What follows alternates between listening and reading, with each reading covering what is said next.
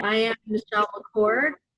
I am the UNISERV Director for the North Country. And we'd like to welcome you all to our presentation.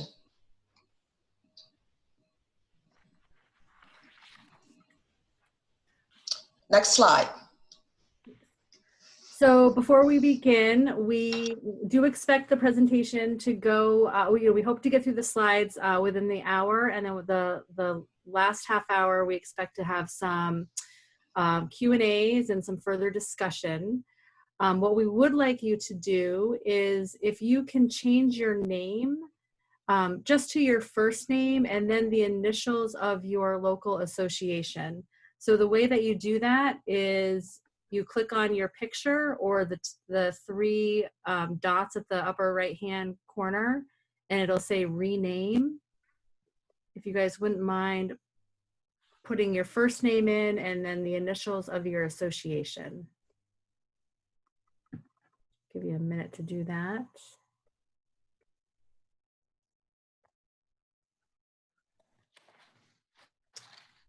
All right.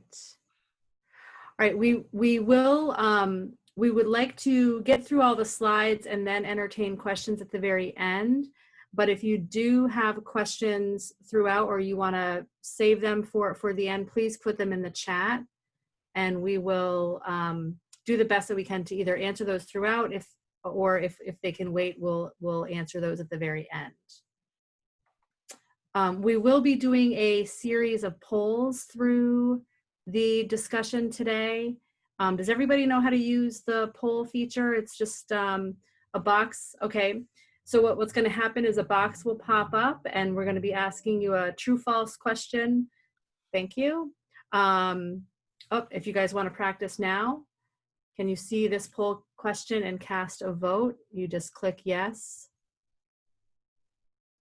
or no. Obviously, you don't click no if you don't see it.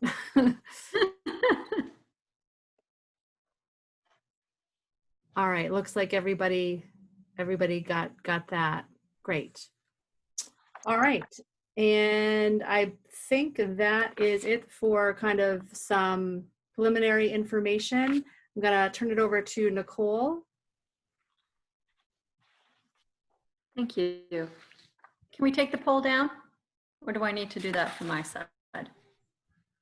Oh, I need to close from my side. Thank you. So we're hoping through this training to help you recognize the power that you have as individuals and the power that you have as union members. ESPs have a wealth of untapped power, and this training is designed in such a way to help you examine that personal power and your association's power. Too often, ESPs fail to recognize their local association in the individual power, and they feel powerless with administrators and in their lives because they're not recognized as they should be. So we're hoping through this training will help you explore tools that will help you identify, strengthen, and maximize your personal and your association power. Next. At the conclusion of this training, we're hoping that you will leave knowing how to best access and wield the power that you have. We'll be talking about how to take ownership of the power that you have as an individual and as a union member, and how we use that power to build stronger and healthier lives and stronger and healthier associations. Once we do that, we believe there's no stopping you. All right, so we've done the introductions. So just kind of give you an overview of what we hope to cover today is that we're going to explore and explain 4 different types of power that we've done some research on. Have a discussion about what kind of power you use, why personal power is important, and then also give examples of ways to enhance your personal power, you know, as an individual, but also as it relates to your role in the union and your association. And at the very end, you know, we're going to have some further discussion and give you some examples and ask for your, you know, reflections on what you thought about the information that we provided.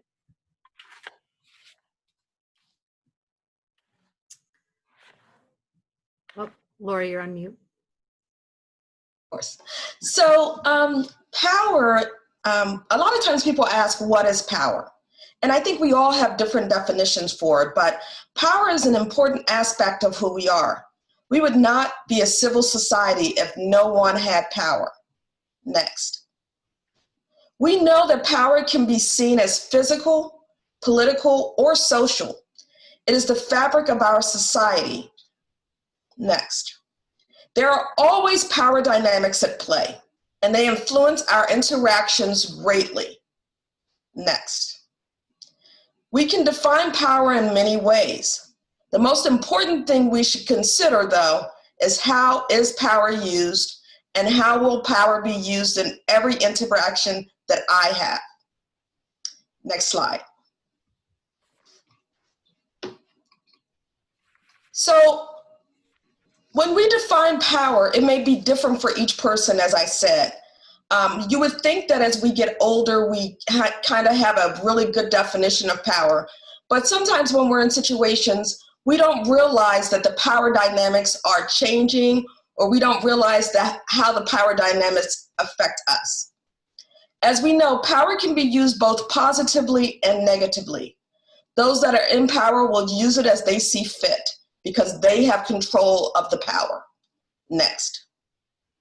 Leadership will always have some form of power, which is why we want to discuss the many different power methods that you can use to be a leader in your organization. Next slide. So today we're going to be talking about 4 distinct types of power.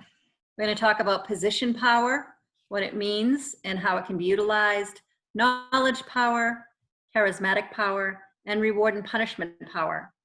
You'll find throughout this training that often these powers overlap, and that many people use these powers in combination with their efforts to make their efforts more successful. I think it's important to realize both the power of each of these individually, but also how we can identify areas where we can strengthen certain types of power and maybe adjust the way we use other types of power that may not be as effective, so that we can be successful in our endeavors, both in our personal lives and within our association. Next. So position power is the first power we're going to discuss. And position power comes from the position you hold in an organization, in a family, possibly in your church. Position power is in your schools. The position you hold in your school is position power.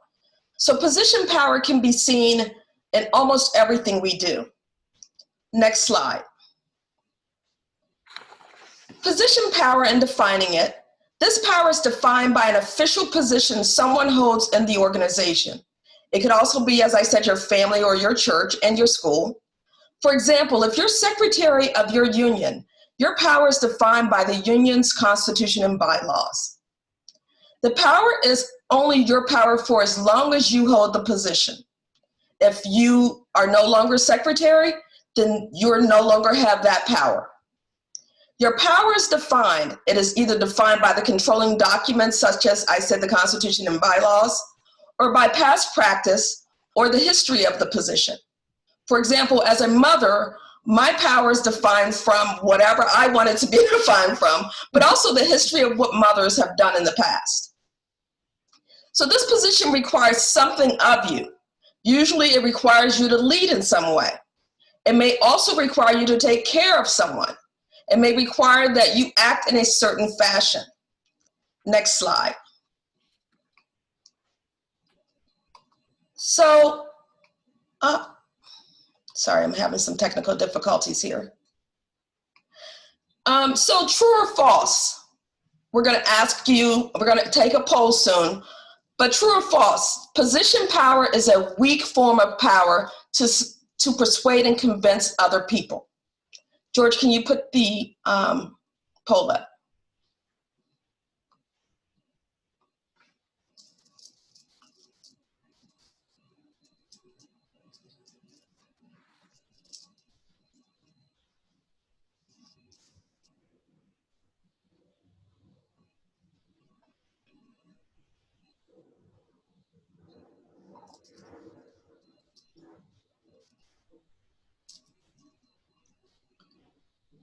So we have 7 of 8 people that have participated.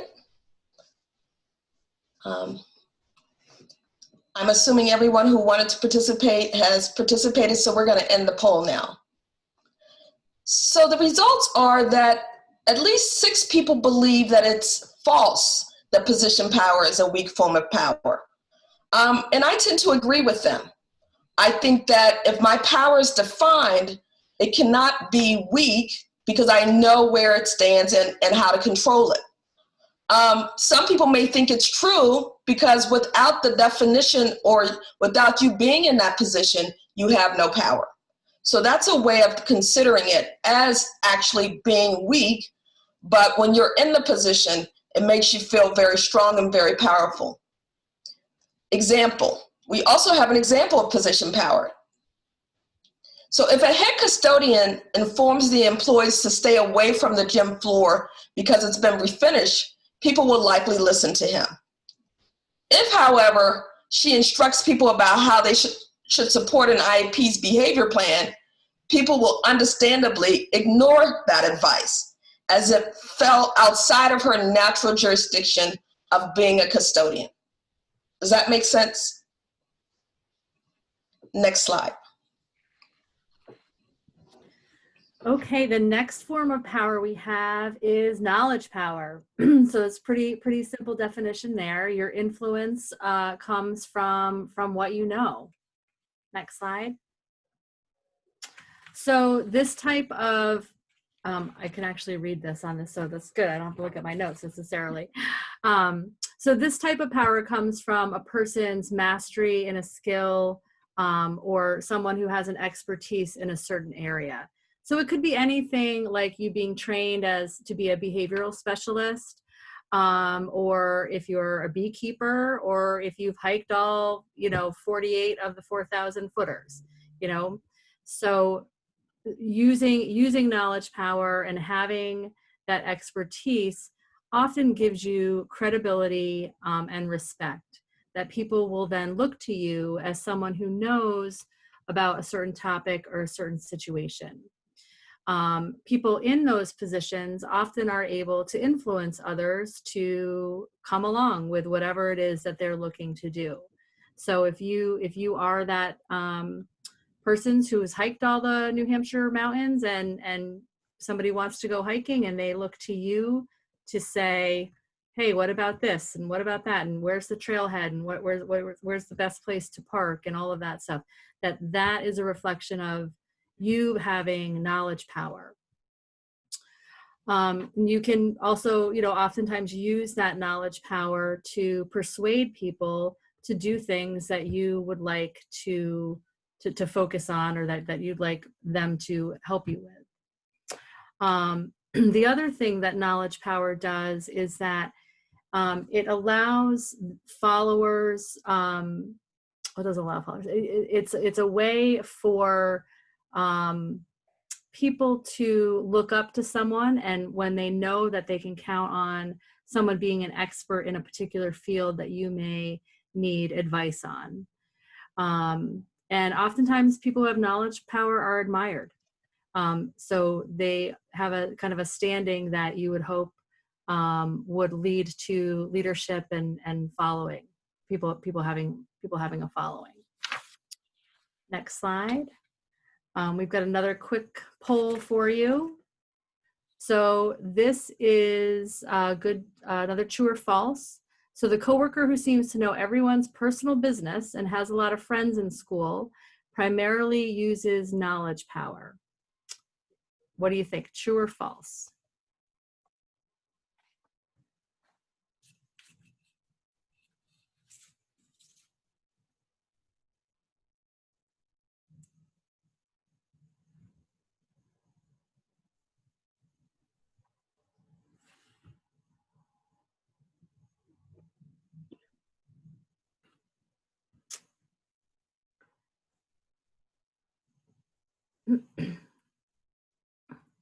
Oh, Karen said her answers aren't sticking. Okay, thanks.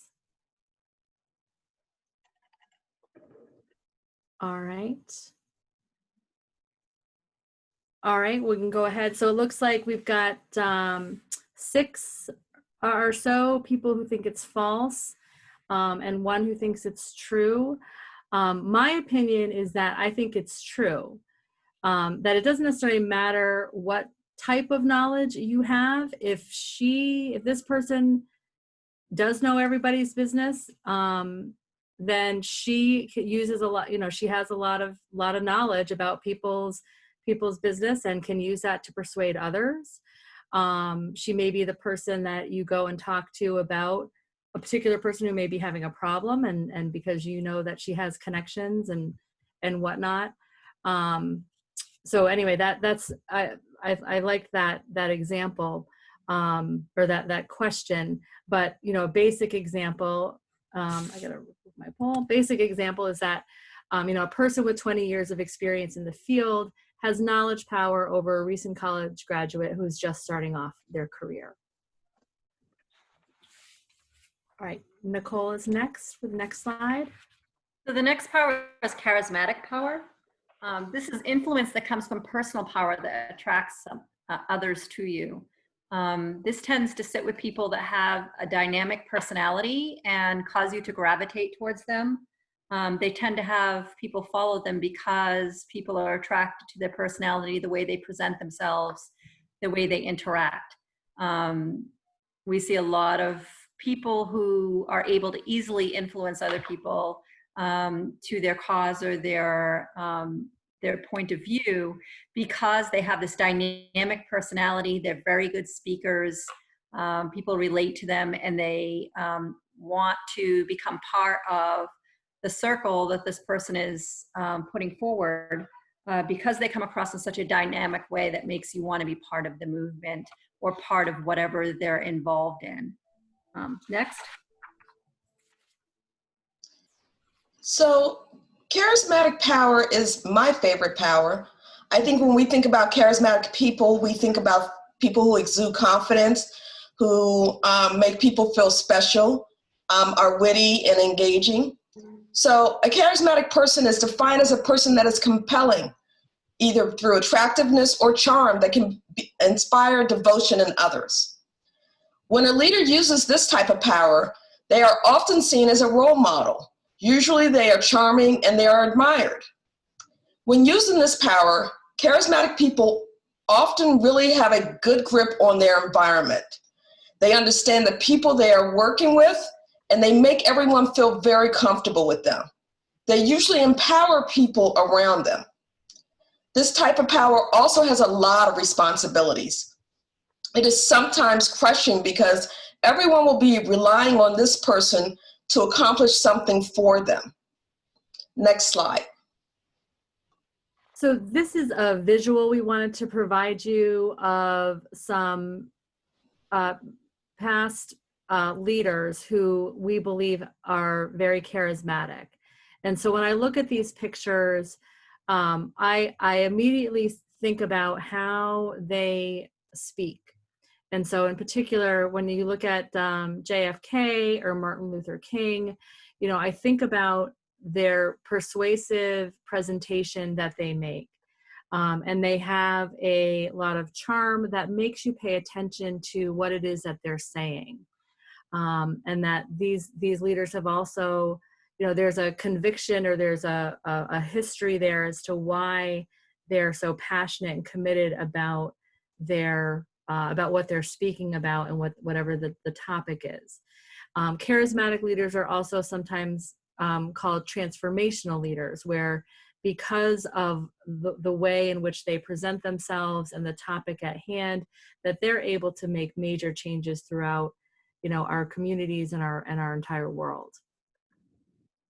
So, and then using charismatic power to improve the circumstances that, we were going to look to you all to, not necessarily be the next JFK, but to bring more charisma to your membership and to your association in order to help better achieve goals.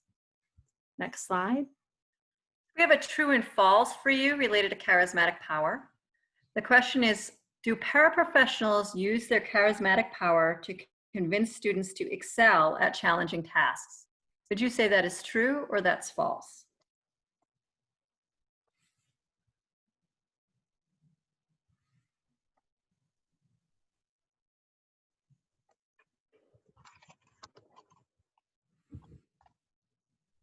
see you, Karen. True.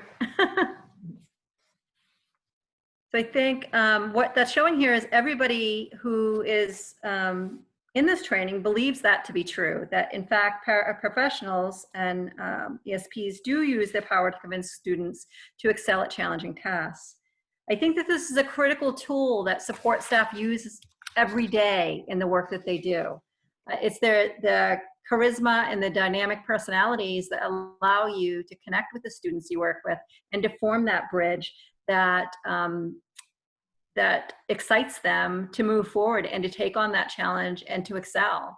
It's your charismatic power that you use to make them engage and to succeed in those challenging obstacles. I think this is one of the strongest tools that we often see support staff using, because you make those very valuable connections to move students in ways that better their circumstances, their understanding, in their lives.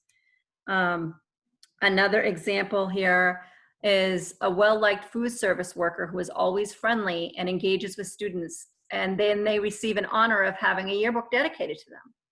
I think this is another example where it's clear that the relationships that this food service worker has built through the charisma that they carry and their way to build connections and a network enables others to gravitate towards them and want to recognize that work that those individuals or the work that the individuals like the food service worker has put forward.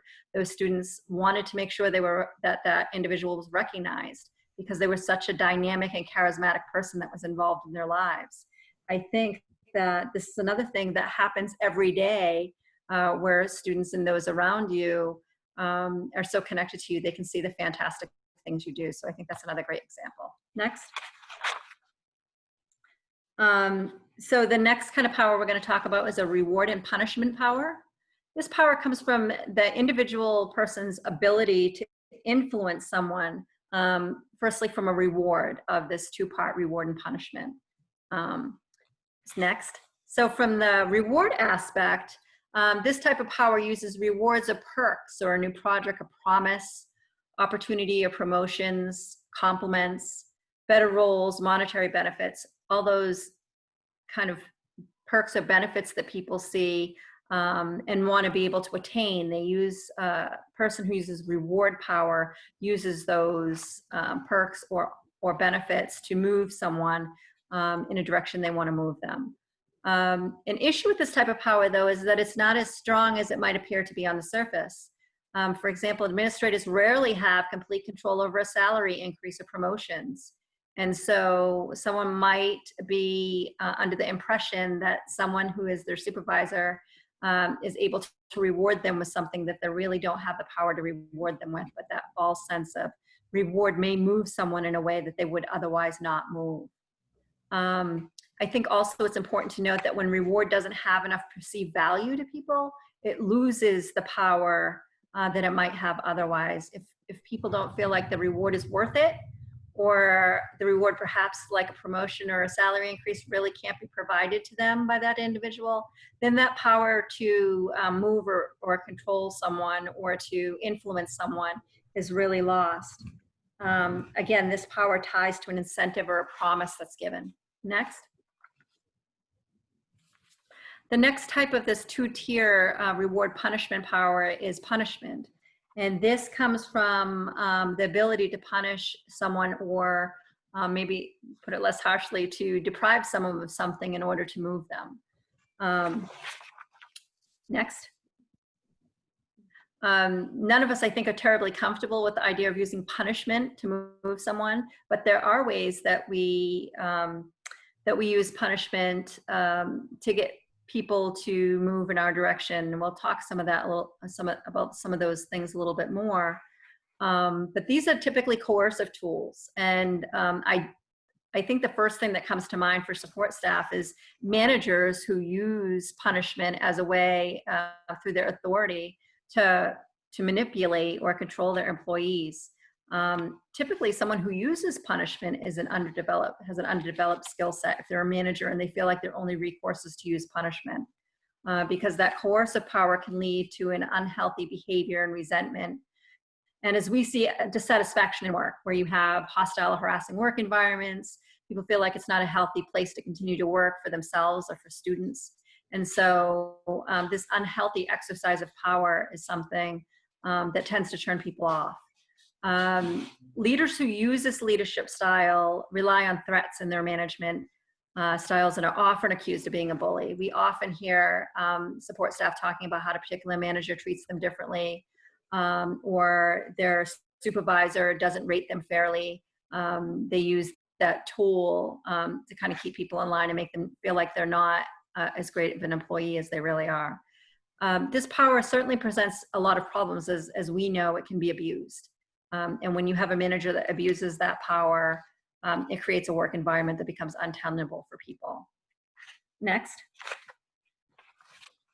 So here we're going to do two polls because we have one question for the reward and one question for the punishment. So the first question, true, false, if a student is given the line leader position, is this a form of reward power? You guys can go ahead and answer the question.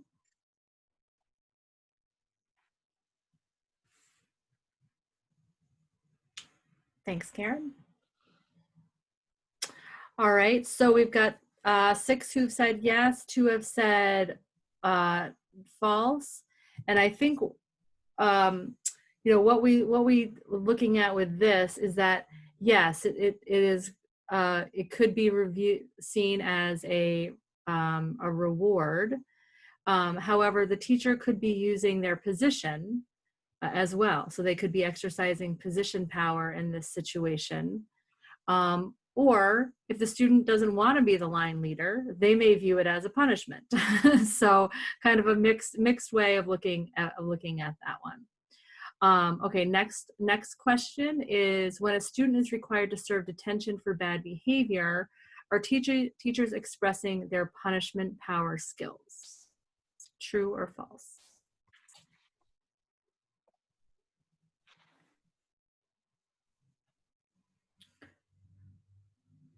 All right, thanks everybody. So again, kind of same answer as the previous one. Yes, they are, but they could also be using their position power. And again, I mean, maybe sometimes students want detention, I don't know, but if so, they could look at that as a reward as well. The example that we have for reward punishment is that, you know, in the also within the union context is on the first day of school, many locals reward their members with a new T-shirt or some type of swag for being members of the union, and that all the union members can then use them or use whatever it is that was issued for certain days. And so that is oftentimes seen as a reward for being a member. And then I guess if you're a non-member, that could be viewed potentially as a punishment because you didn't get the T-shirt or the tchotchke or whatever it is that we were looking to share with you. Next slide, please.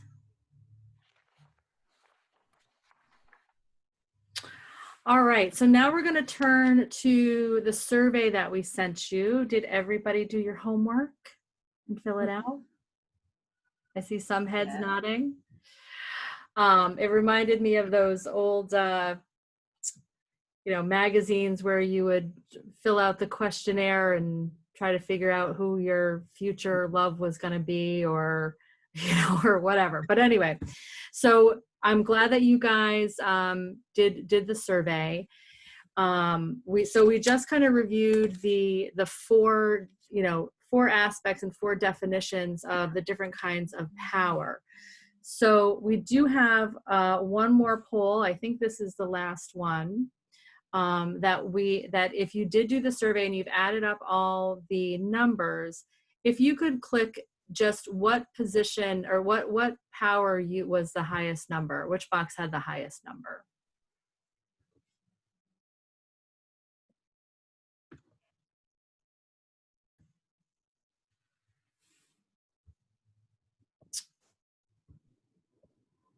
Position power. Okay, great.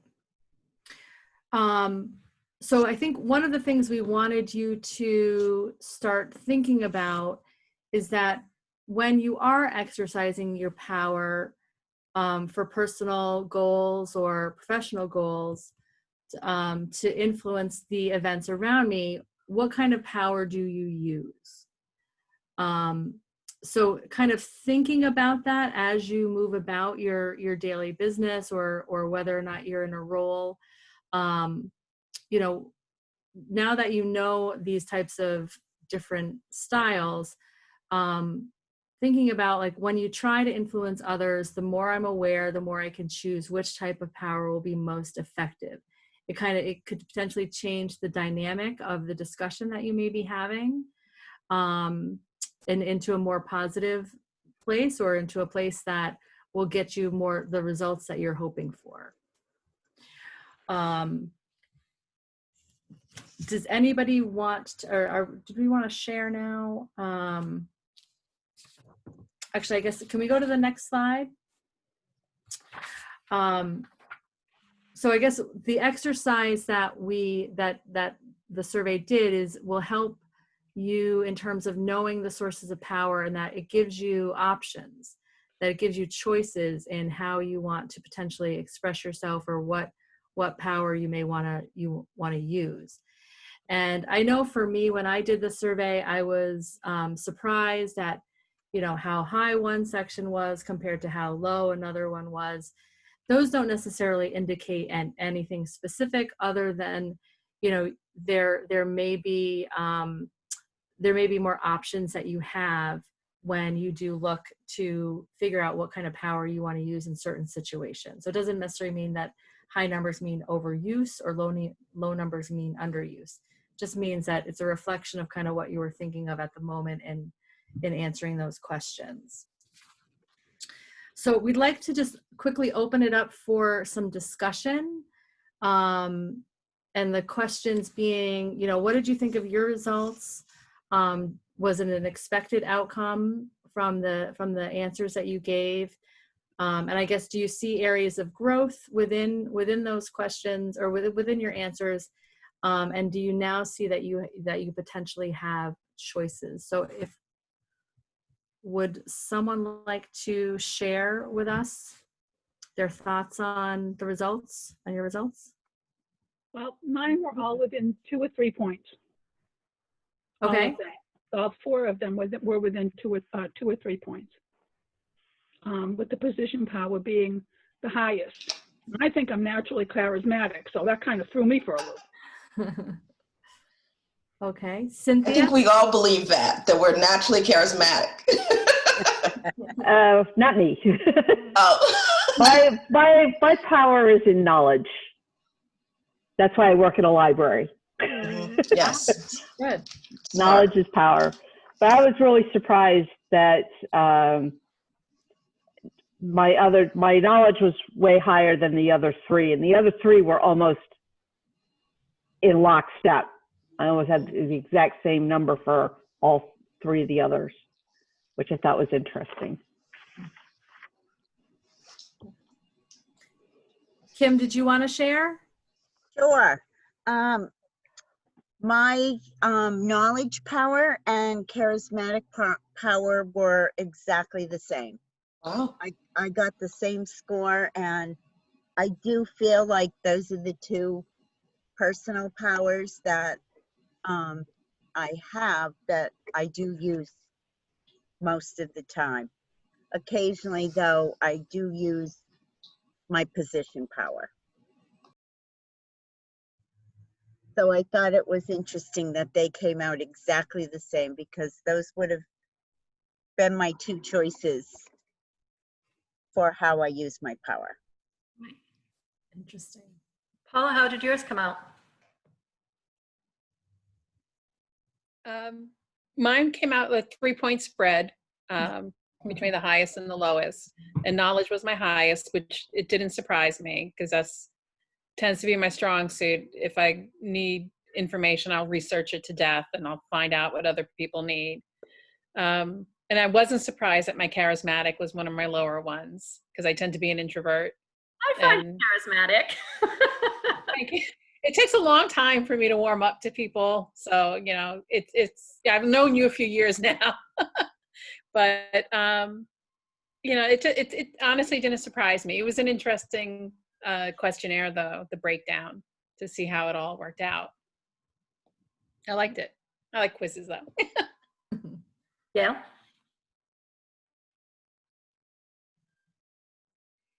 Oh, Gail, we can't hear you. There you My go. knowledge came up the But highest. unmute. I do too many programs. Everybody's unmute is in a different spot. I came up really high on charismatic. What a surprise. And position and power and knowledge were equal, and my punishment and reward were my lowest. And I do think that's pretty accurate of me. I mean, I hold a lot of positions in different areas of my life, so I think that's pretty true. And you, Kim and Nicole know me, so Yeah, Yeah. that is true. Yeah. pretty accurate of my craziness. Yep. Pam in Hanover, were you wanting to share your results? Yes, I was going to say that my knowledge came up the highest, then position. And I'm not surprised. Good. Sharon, do you have anything to share? Yeah, I was like the first comment. My knowledge power was high, and the other three were about the same. So Shirley, would you like to share? Sure. My knowledge was my high point, and the other three were off by a point, which my knowledge didn't surprise me. Good. Was anyone surprised by the results? It tells me you all know yourselves very well. All right, so the next section, we're going to go, Lori's going to talk a little bit more in detail about how the different positions strengthen the union. Lori, we can't hear you. Oh. Unmute. Here we go. So when you're an elected union leader, you are empowered mostly by your union members. So remember, you're empowered by your union members. You're empowered by the collective bargaining agreement. You're empowered by the Constitution and bylaws for your union. And I hope each of you has a copy of your Constitution and bylaws and collective bargaining agreement, because they're both very important. The elected union officials usually speak for the local. So when we say that you're empowered by the members, communicating and speaking for those members is very, very important. Elected union leaders should work to ensure that the collective bargaining agreement is implemented properly and with fidelity. And they need to work with the members and communicate with the members to find out how best to protect their working conditions. So bargaining team members, who also are in a position of power in the local association, work to improve working conditions through negotiations. Not only are they in a bargaining team, which is a position, they also should have a tremendous amount of knowledge. But in the position that they're in, they should make sure that they're speaking on behalf of the local association, because they've conducted a survey and now they can use their position to help to improve the working conditions for employees. Elected NEA New Hampshire board members use their power to represent their regions in the state, and they also vote on statewide matters. They improve NEA New Hampshire members' working life. Next slide. So the grievance representative is one of the most important positions in the local, because they make sure the collective bargaining agreement is implemented with fidelity. They meet with administration, and they know that they are an equal empowered to administration when they are acting as the grievance person. And of course, they should have quite a bit of knowledge. The membership person makes sure that all membership is updated. They also welcome new members into the fold. They work hard to recruit and retain our members, and they also use their charismatic power. ESP members are not only most powerful within their local, they are also seen as the most powerful within the school community. Many ESP members live and work in the same community, and they can use that to wield a tremendous amount of power. Not only do they live and work in the same community, they have family and friends and neighbors that live in that community and rely on ESP to tell them what's going on. You are a very powerful ally in your community and for your local association. Next slide. So knowledge power. How does using knowledge power strengthen the union, and how can you increase your knowledge power to strengthen the union? So the first one is recruiting new members. Sharing your reasons, the protections that the union offers, giving examples, and talking about the benefits of the union. So sharing your knowledge with new employees, not only it helps gives them a better understanding of what the union does, but it increases their knowledge. So when talking to new employees, that's exactly what you're doing. Maybe you're within your position, but because you have a lot of information that is most likely in these days brand new to new employees. Most people don't know what a union is, or what it does, or what the benefits and protections that are offered. So it's important for you to share that information with new employees coming in so that they are well informed about what the options are for becoming a member. And then also your current members, sharing your knowledge, sharing updates, telling people what's going on, making sure that they're up to date and that they're informed only will increase their sense of belonging to the union, as well as their ability to actively engage and to help out. So sometimes people say, I can never get anybody to volunteer. Well, maybe it's because they don't fully understand what they're getting into, or understand what your real ask is.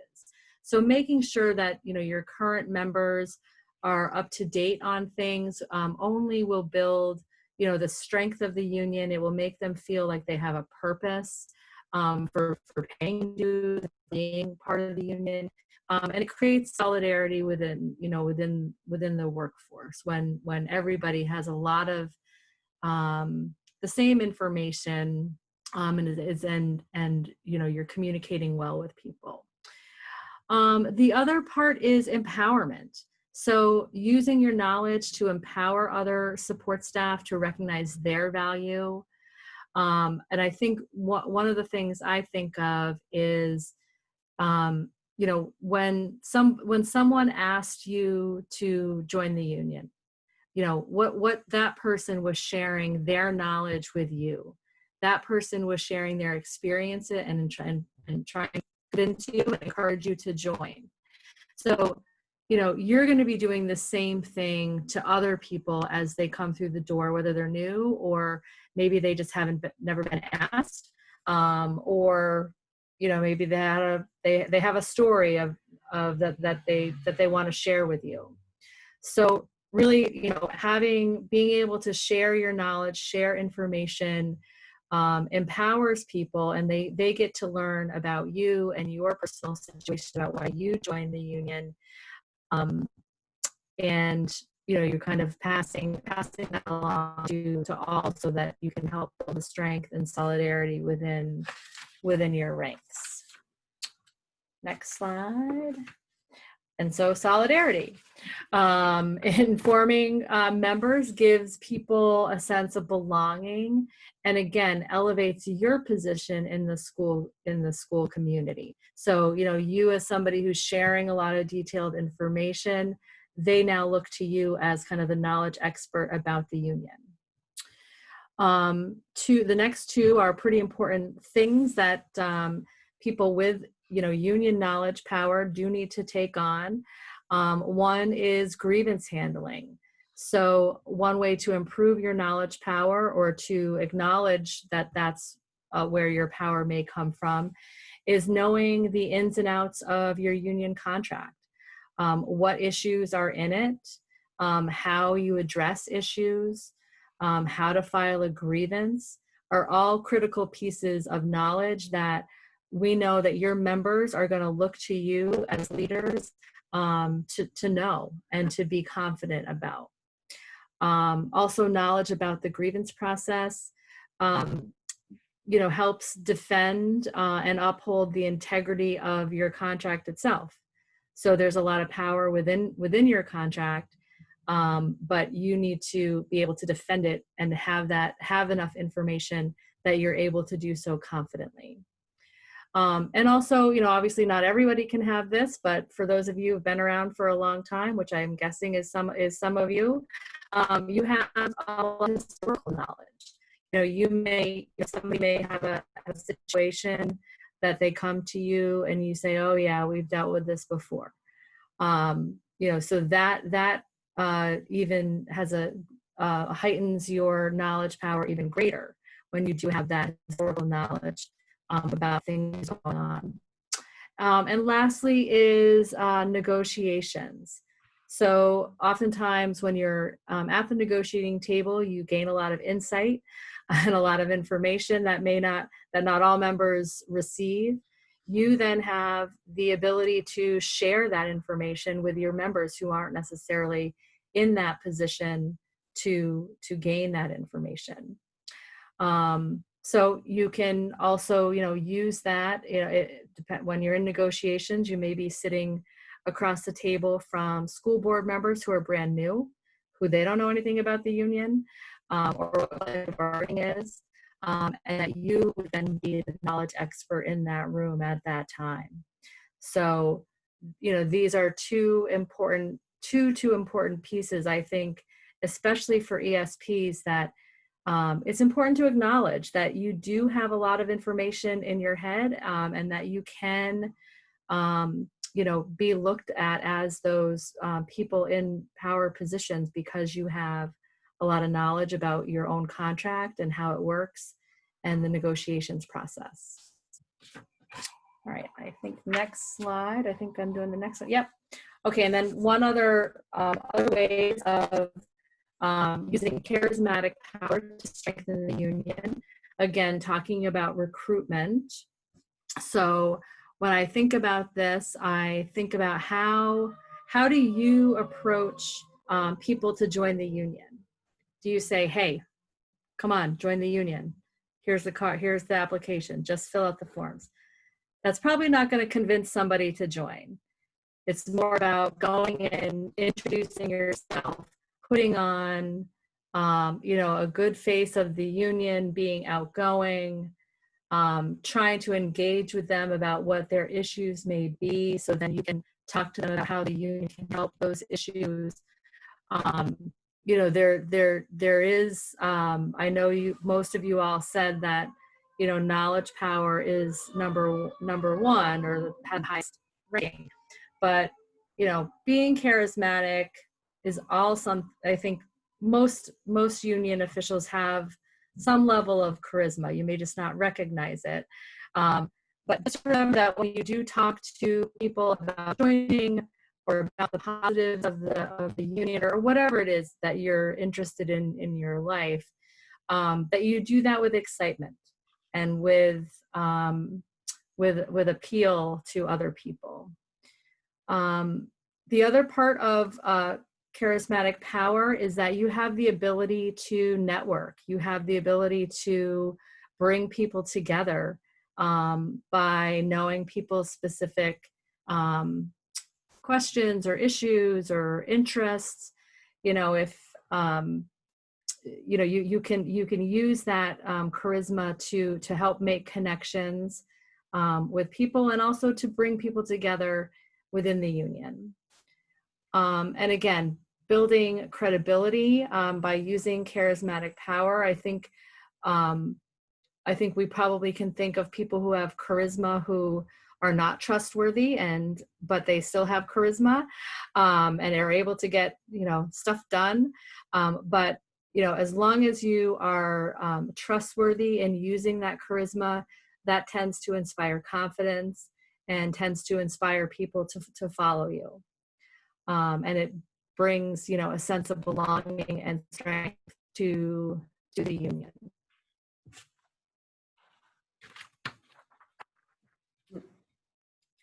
Next. Oh, that is next. That's me. Sorry. I was suddenly in listening. So there's a lot of aspects of charismatic power that strengthen your union, as Michelle was sharing with us.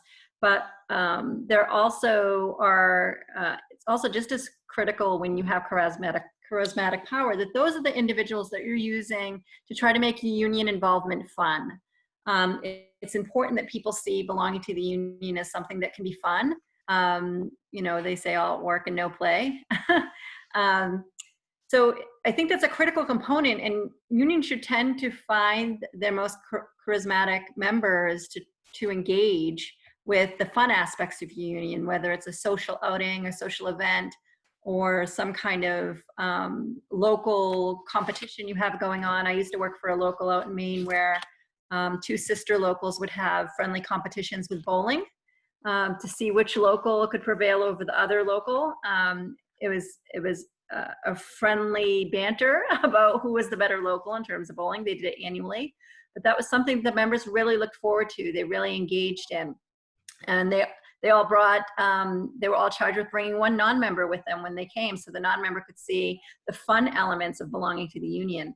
And that's a really critical aspect in general, but particularly for people who may be hesitant about joining, that there's this fun aspect that comes with all the other pieces that they get by being a union member. That fun aspect, as we said, leads into the social events and social involvement. Particularly our younger members, not that the older members aren't, because I'm like that as well, and I'm sure many of you are, but our younger members, our millennials, are really engaged to this idea of having social events and being involved in something that's bigger than themselves, something that is important, that they connect with people, they're part of a larger network that is part of a movement for good or for betterment of something. And so I think that's an important aspect of your union as well, that people are having fun, that they know that the social events that they join with other colleagues who are also part of this network, and they begin to build similar interests, networking, and connections. So there's a sense that you're all in it together. I think that's really important for the strength of a union, and you bring that to the union through people's charismatic power, and that draw that people have to be involved with people that have that power and that wield it very well. I think also the ability to carry charismatic power strengthens your union because it allows your union to advocate for better benefits, for better protections. If you are someone that not only carries knowledge power, which is very important, but also charismatic power at the table, the way that you present your information, the way that you get people to buy into your argument about why what you are asking for is so critically important, is often what leads to success at the bargaining table, the way that you're able to put that argument across and really make that connection, because it's your charismatic power that's kind of reaching out and grabbing those people on the other side. As we know, sometimes those people on the other side refuse to be grabbed, and we have to continue to work at that. But having that charismatic power at the table really does make a difference.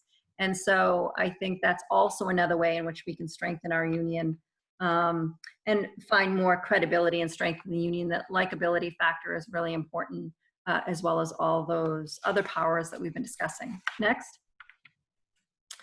So reward and punishment, how does this strengthen your union?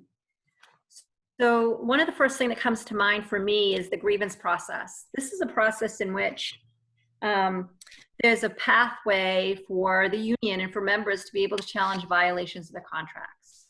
These grievances are pathways where we are effectively punishing management for violating the contract.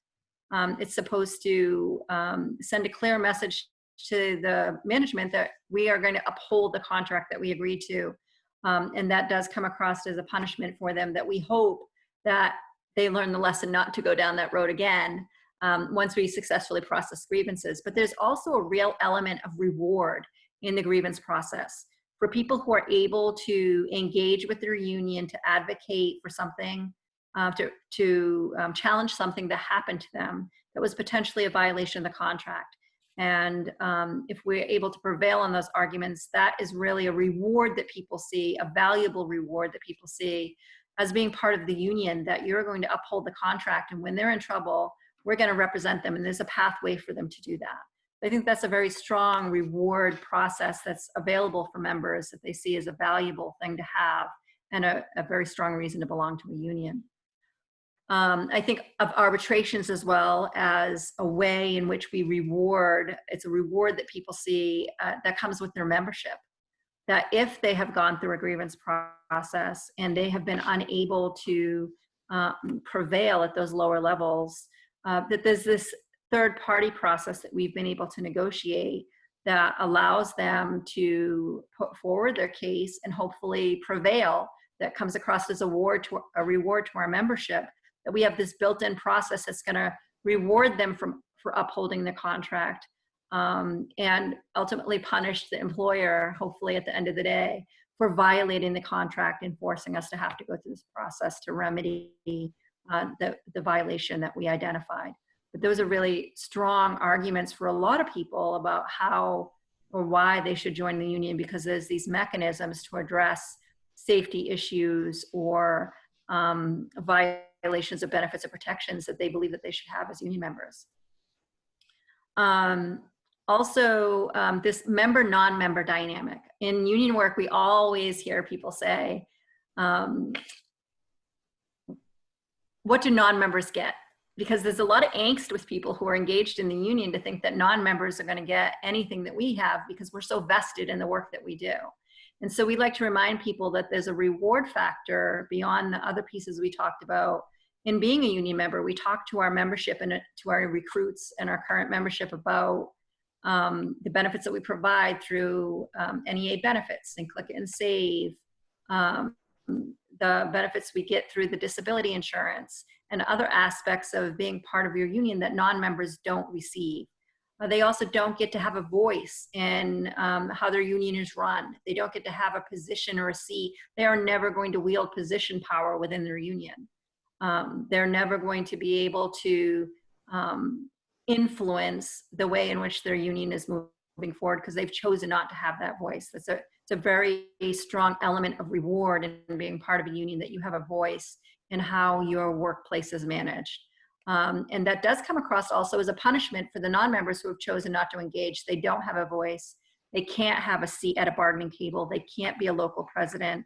They can't direct deal with management.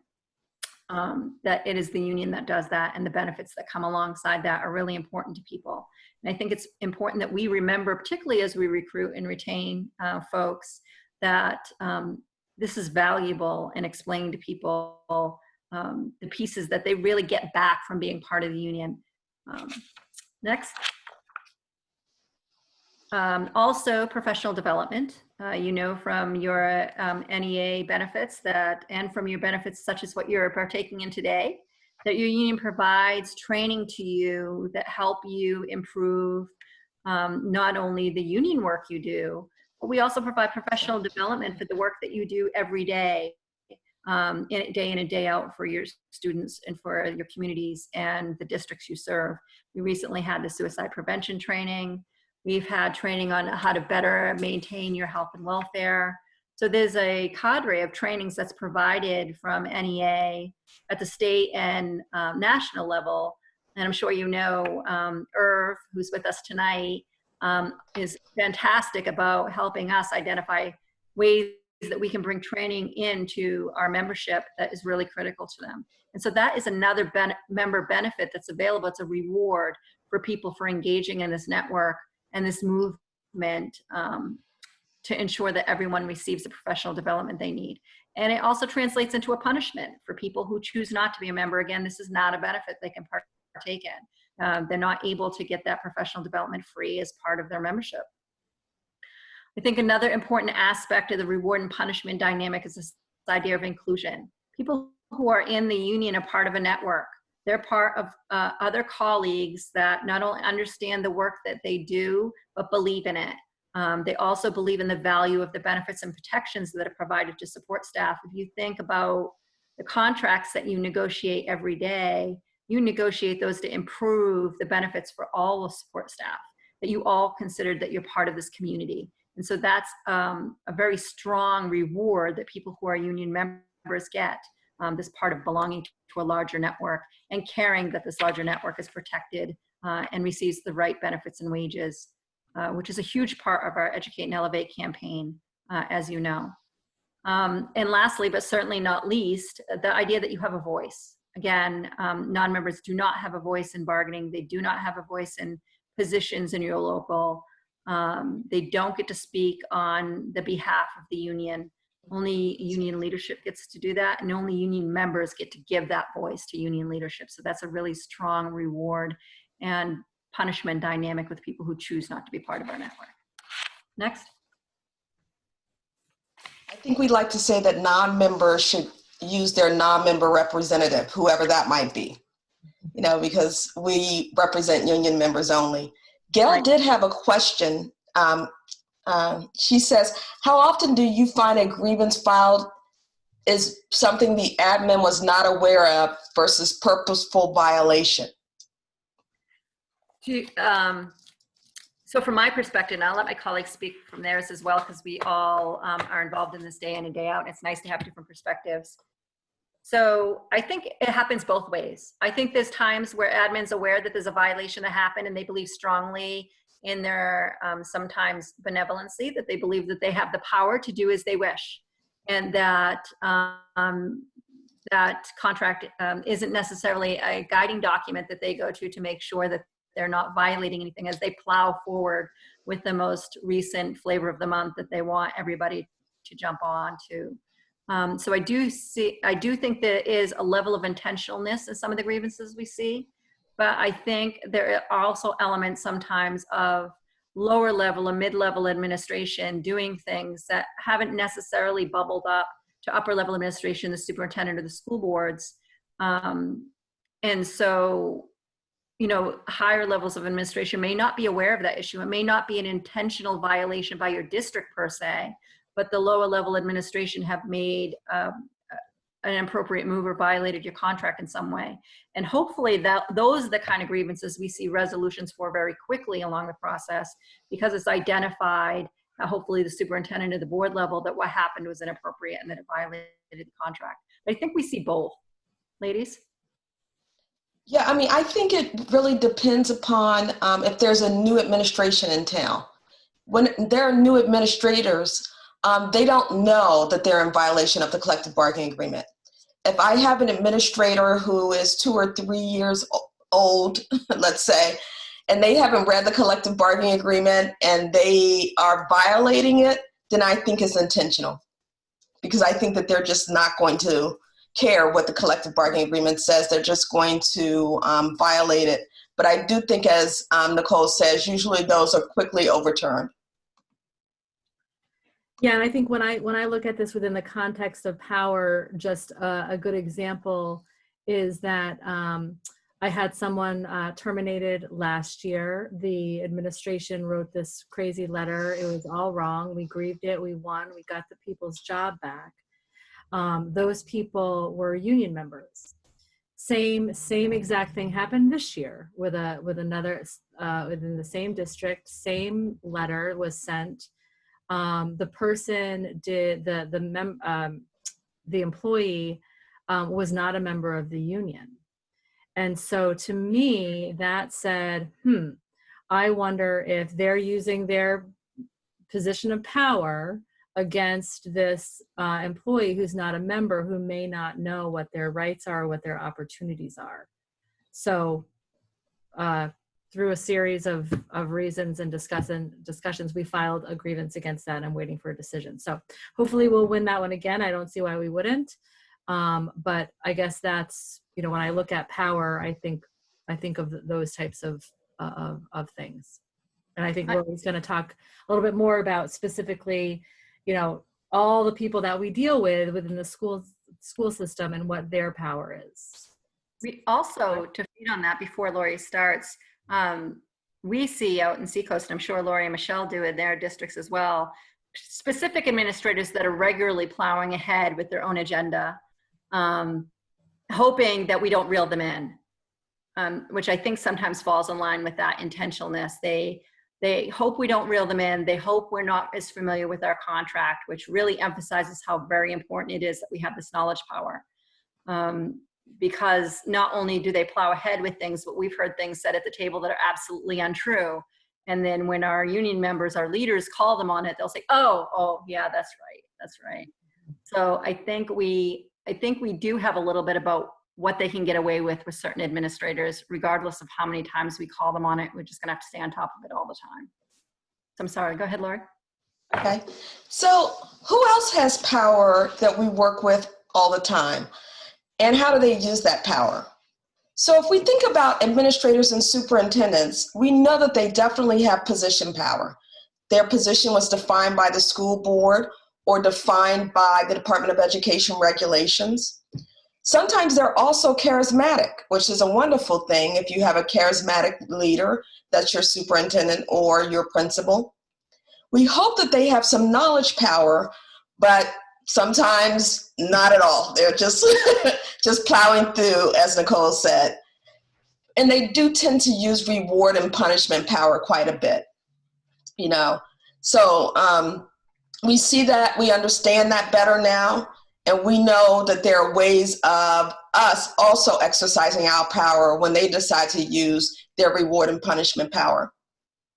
School board members derive their power from the ballot box. They're elected. They also have position power through their school board policies.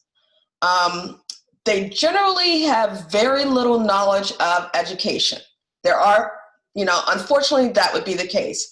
I think there are times where former teachers or former ESP do serve on school boards, and that's wonderful because I know that they have true knowledge, but they generally don't have as much knowledge about how education works to really say that they have knowledge power. So budget committee members, city council members, town officials, selectmen really get their power again from the ballot box. They have position power, and they wield that position power in many different ways. Sometimes they're charismatic. Very little times do they have knowledge. They don't really know what's going on in the school. They just know they want to cut things. They want to cut budgets and other things like that. So the voters can have both knowledge power. Many of them sometimes understand how the budget works. They have attended public hearings and they've attended deliberative sessions, so they have some really good understanding of how that budget works.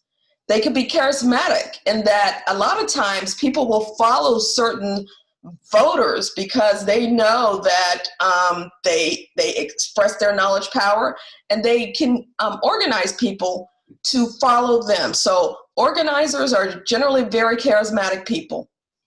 So they also, well, that's what I meant to say, I'm sorry. So parents are strong allies of public education, but they only have position power. Sometimes they have sometimes they're school board members, but again, that's a position. Anti-tax coalition groups usually have reward and punishment power. They suggest that they want to make sure their tax dollars are used properly, but they want to reduce taxes and destroy public education. That's really what their goal is. The School Boards Association and the Superintendent's Association all have both positional and knowledge power. These people have a wealth of knowledge from their constituents, and they act in powerful ways by carrying the message for their constituents. We would normally see the Department of Education as a knowledge power center as well. Yet lately, we also must see them as a reward and punishment power center too. The Department of Education created the Code of Conduct and the Code of Ethics, and they can wield great power implementing those. They can punish someone by taking away their certification if they do not comply with the Code of Conduct in the manner that the Department of Education believes they should. So we should keep that in mind as well. Next slide. All right, so we've gone through kind of the definition of 4 different types of power. And just also remember that they're not mutually exclusive. They're not standalone necessarily, that oftentimes, you know, people may be using different kinds of power, combinations of those powers all at one point. So we've also given you some ideas and suggestions and examples about how personal power can be attained, or the different types can be attained or improved upon by showing you and giving you examples of those. And, you know, one of the things we wanted to do, and, you know, we won't take a ton of time to open up and have you reflect at this point, because I'm just watching the time.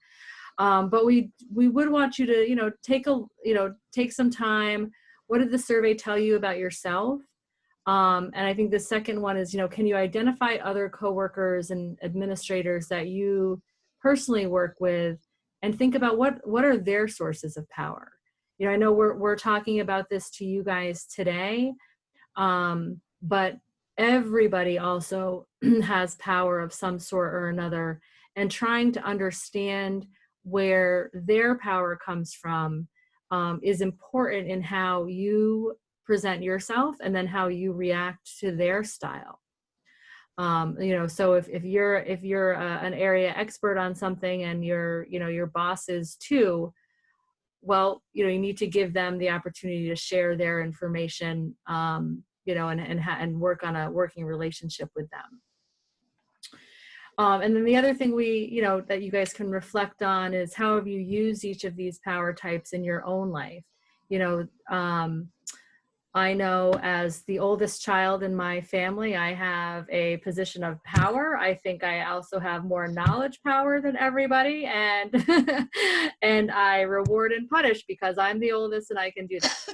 But obviously my siblings and my family members don't necessarily see that in me. And if I were to wield that every single time I had an interaction with them, I'd probably be kicked out of the family. So, let's see, next slide. Oh, So I think, yeah. I think that Michelle has touched on some of these really effectively, but as she was saying, we were hoping through this training that this would lead you to a place where you could reflect on the kind of power that you use daily, both the kind of power that you were aware of you were using, and then also those other kind of powers that we talked about that you may not use as often. Maybe some thoughts about ways that utilizing those other types of powers may assist you in being more effective for best outcomes for you on a personal level, and then also for your association. Mm-hmm. We also hope that you'll be able to reflect, as Michelle was referencing, on the powers others have, your administrators. What kind of power did they yield over you? Is it effective? I think because we have the ability to change how we react to the way that power is wielded over us and the way that we respond with our own source of power. So I think it's really important, particularly for ESPs who often report that they feel powerless, that people don't understand what they do, that we really take the time to evaluate what kind of power we're using. Is it the most effective? And what kind of power are people using against me? And how do I manage that power? If we have an administrator who is not terribly knowledgeable about his job and uses punishment as a way to try to manipulate employees, then maybe we want to start thinking about using our knowledge power to kind of expose the fact that this management doesn't know what they're talking about, you know, in an appropriate form, so that we can change the dynamics there and try to shift the way in which that manager engages with you. I think that reflection on this training can also help you develop more impactful personal power strategies for yourself as you move forward in your personal life and in your union. I think that the way that we act together as a union is really critical in our solidarity and in how others perceive us. Next. So, go on, Michelle. Did you want to go ahead and tell your story, Lori, first? Sure. I Did want to say that I'd like to thank all of you for joining us this afternoon. It's been a wonderful opportunity for us to share our power. I unfortunately have another meeting directly at 4:30, so I just want to be prepared in case I have to say bye-bye real quick, but thank you very much for your time. We did want to tell some stories about what we've experienced in the field so that you can really understand how to wield your power and how important your power is. One of the examples comes actually not from my region and southern region, but from the Monadnock region. There was a group of employees in one school district that came to the Monadnock UniServe director and said, you know, we'd really like to form a union. They were ESP, and they worked together for a couple months. And then after a couple months, it seemed that the school district sort of talked them into not forming by saying, oh, we'll take care of you. You don't need a union. We'll all work together. Life is so good. And they believed it.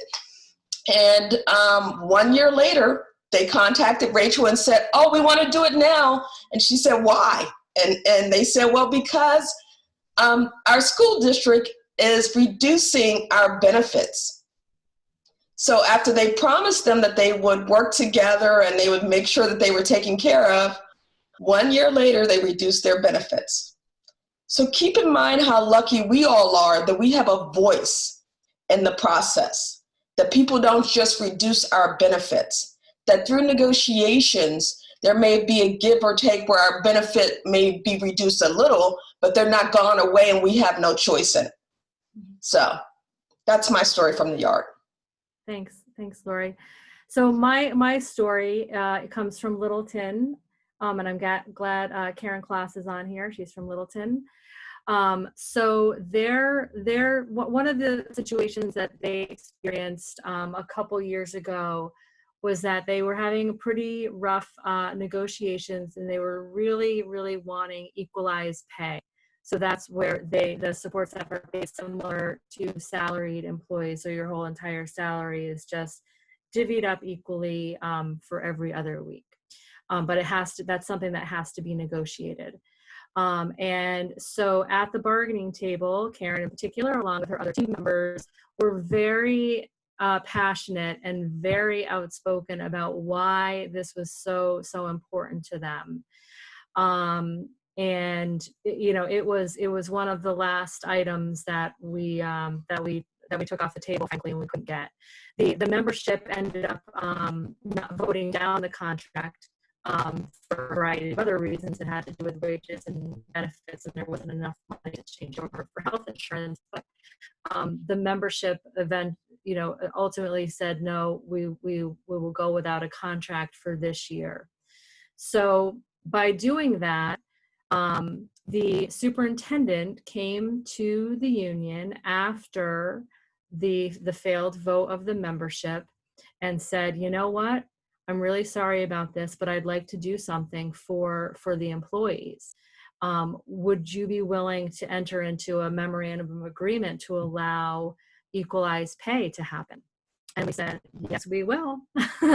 and so we were able to get equalized pay through a memorandum of agreement, but it was only through the charismatic power and frankly, the knowledge power of our members who were advocating on behalf of what they knew the membership wanted.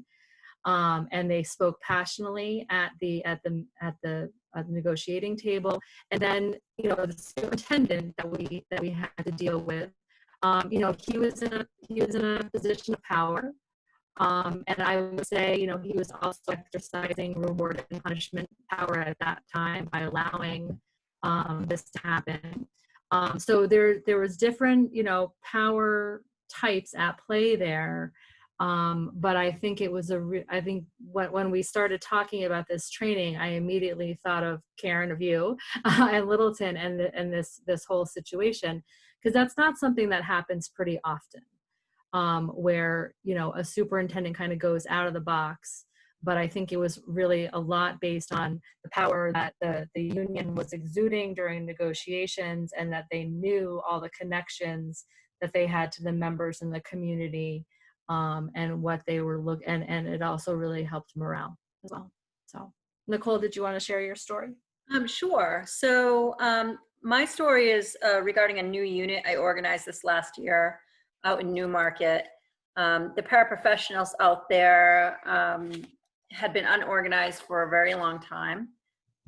When they approached me, they indicated that the reason that they decided to organize was because they found over the years that anytime cuts needed to happen, anytime monies needed to be found in the budget, that it was these unorganized paraprofessionals that the district was taking money, benefits, time away from. And so, for example, a core group of them shared with me that they had been there 5 years or more. So they still maintained 5 holidays, but all the holidays that everyone else had were stripped at 1 year. They decided that unless you have been here 5 years or more, you get no holidays. They also stripped their wages at one point. They took away their protections. They considered them at will. And so the pieces that they were experiencing over the years as unorganized members really led them to a place where they recognized that they needed to have position power as well as knowledge power. They needed to be part of an organization where they could speak with some power and authority on behalf of all ESPs in that district. And so they were able to be organized. We had a very rough negotiation session for their first contract, but they were able to secure some things that were really important to them. They built back up holidays. They were able to take at-will language out of the contract for existing employees and set a probation for new employees. And so there were some really great things they were able to get out of recognizing how very valuable it was to have position power and power in their local associations and to speak with the voice of one collective. I think also we recently saw in Seacoast situation where people's individual contracts were changed and they should not have been. Those organized unions got to challenge that and have that language removed.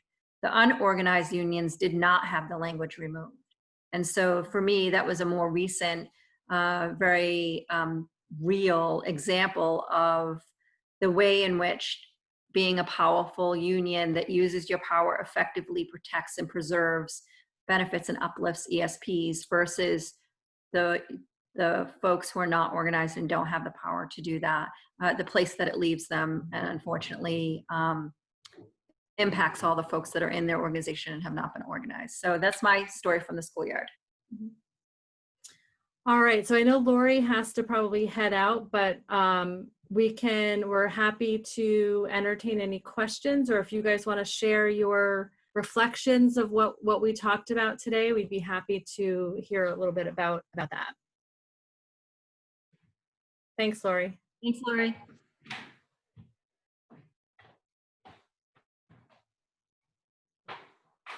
So what do people think? Everybody full up and heard everything they need to. Yes, Gail? Can I just say that I've come to, and I think Kim can support this, I've come to a lot of these webinars since the pandemic hit, and they have been outstanding. They're organized, they're informative. I walk away with more than I thought I was going to walk away with most of the time. So kudos to NEA for putting them together for us. I really do appreciate them. They really are very meaningful. And today, especially because I think given the circumstances of what we may or may not be looking at in the fall, I think it lets people feel a little bit more empowered to go to their union rep or their president or vice president and say, what are we going to do as a unit of people to protect ourselves? We have a contract, it's already signed, but given the circumstances, all contracts will cover the old, if we haven't got the funds, you don't have a job. Is that going to happen to a lot of people? And I'm curious as to how this is all playing out in Hopkinton right now, where their budget was denied twice and they've let go 70 paras. You know, do those people really run and get other jobs, and then when they get called back to work say, screw you, you screwed me? Or do you know what I mean? It's like kind of a frightening experience. I mean, I'm getting older and I don't want to leave yet. And I certainly don't want to leave because someone tells me it's time, we have no money, you have to go. Right. So it's concerning, but I think this gives me a little bit of insight to what I might want to start talking about with within my union. Awesome. To need to be better prepared for that. Paula, you had something? Yeah. And then, I think Paula had something first. Did you, Paula, still? I saw your hand up, or was that an accident? Kim? Oh. Did Paula need to go? I thought I saw a yellow hand up, but it might have just been an accident. Oh, okay. I also think I want to thank everybody too for doing these workshops. As Gail said, they've been great. They've been really informative, really helpful. Also, I think it's been a great way to try to promote our Educate and Elevate campaign. It's too bad that we didn't have like more participation, but we're working on it. But I think it's a great way to say, oh yeah, well, we had all these free workshops for Educate and Elevate. You could have attended, I mean, at no cost. I mean, you know, it's an hour and a half or 2 hours or whatever it may be of PD, which can only help your cause. Mhm. So I think it goes along great with the Educate and Elevate campaign. And also, I think I said this last night. Was last night Tuesday? Right. Those Tuttle Talks I have found super, super just engaging and you know, informative. They've had great speakers. I've just really enjoyed those. They've been so pertinent to what is happening right now.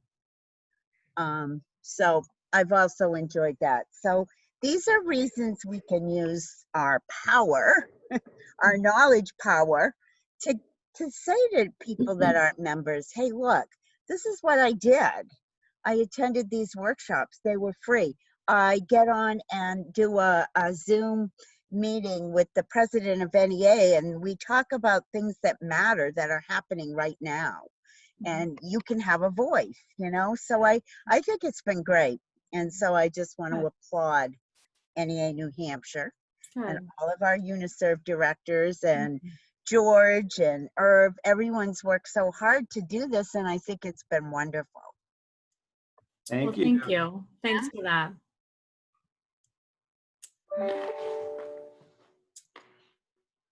Cindy, did you have something to share? Since I could figure out how to unmute. Okay. There we go. Yeah, I just want to ditto everything Kim just said.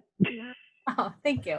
I was not able to attend the talk last night because it was my daughter's birthday. So I had a different Zoom meeting to attend at 7 o'clock last night, which was probably not as informative as I would have gotten from Megan, but I have been attending those, everyone that I have been able to. So I agree. They've been very informative and they're very helpful. And the training that is being offered is great. Good. That's Thank you. That's great. All right. Anyone else?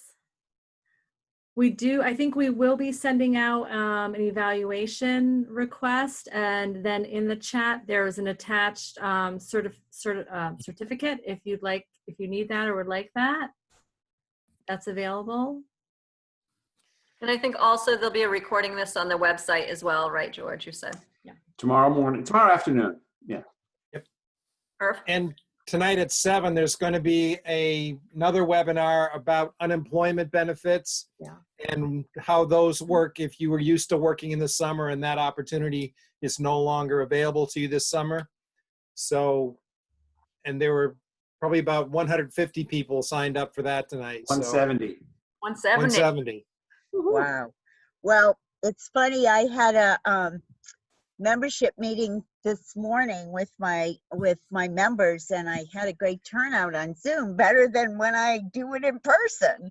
And we sent them the link for tonight's session because so many were asking if we usually work the extended year program, can we apply for unemployment? So I suggested to them that they attend and that, you know, they would get, I'm sure, the answers they need. Yep. So that's great. Good. All right, I'm going to pick on you, Paula. Do you want to say anything? Or Karen? Or Sharon or Pam? The exit survey link is in the chat box. Okay. I just want to say thank you again for all of this professional development. It's really been invaluable.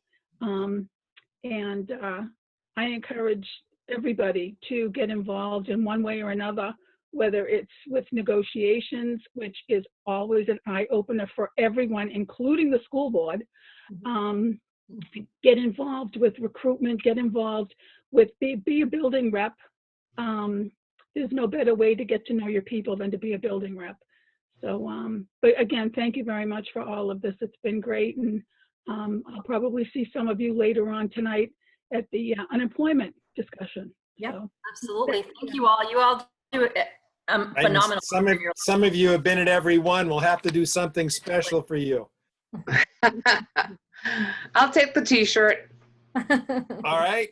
I sent you something today, Gail. You should be getting it tomorrow. Great, thank you. Yep, thank you. Thank you all. All right. Well, thank you Bye, all. everybody. See you later.